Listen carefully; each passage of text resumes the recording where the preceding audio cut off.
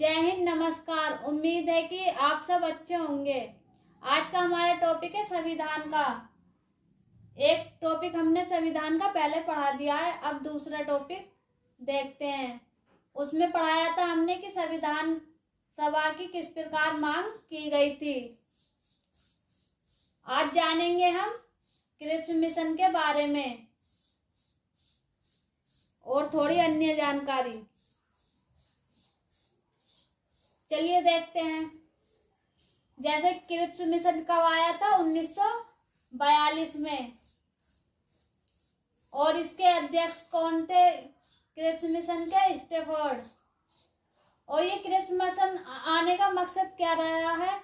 राजनीतिक को रोकने के लिए। और क्रिप्स मिशन में शामिल नहीं हुए थे, कौन लोग नहीं हुए थे? मुस्लिम लोगों ने बहिष्कार किया था। ये मुस्लिम लीग ने इसका बहिष्कार किया था। अब हम यही बात करते हैं कि इसे महात्मा गांधी ने क्रिप्स मिशन को कहा था पोस्ट डेडिक चेक। बात करते हैं कि क्रिप्स मिशन में कहा क्या गया था। इसमें कहा गया था कि विश्व युद्ध के बाद भारतीयों के लिए संविधान सभा के निर्माण का गठन होगा।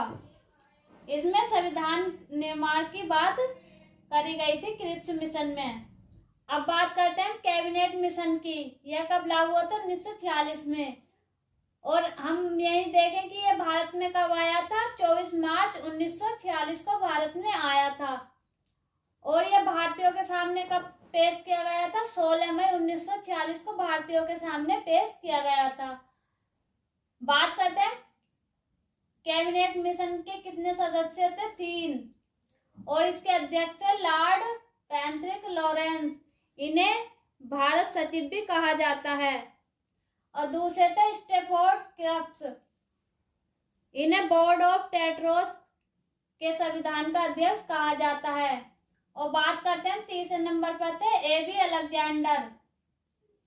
और हम आगे बात करते हैं कि कैबिनेट मिशन के आधार पर संविधान सभा का गठन किस प्रकार हुआ था। इस पर आगे चर्चा करते हैं। अब हम बात करते हैं कैबिनेट मिशन के आधार पर संविधान सभा के गठन का। कितनी सीटें थी? 389 सीटें।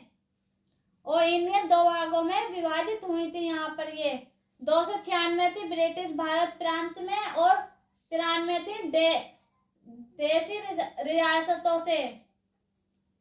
अब हम बात करते हैं 296 ब्रिटिश भारत प्रांतों का भी विभाजन हो गया था।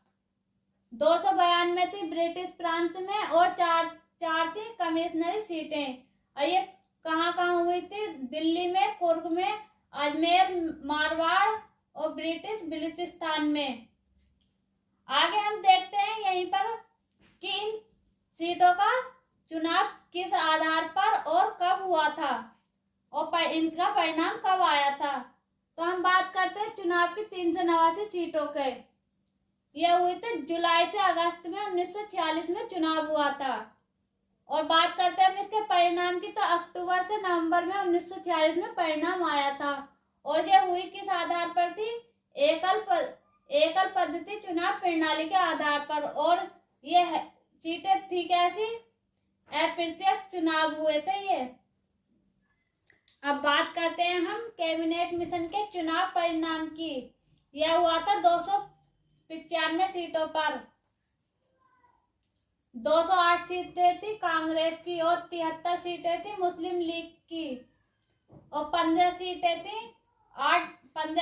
थी अन्य।